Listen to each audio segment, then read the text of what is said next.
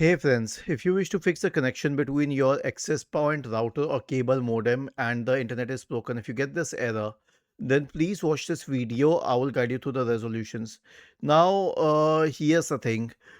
This issue is with the IP address, and most probably you'll be getting an IP address. So the main solution is to switch off the modem, the router, and the computer, all the three devices.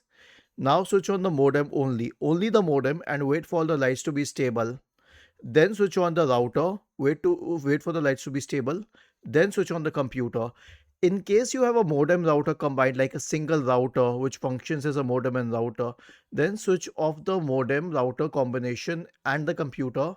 Now switch on the router, only the router, and then once the lights are stable, you can switch on the computer. Okay, so this is the main solution. There's no other solution to this one. Was this helpful? If yes, then please subscribe to the channel. If not, then let us know in the comment section of the video on how we could help you further. Thank you for watching this video and have a nice day.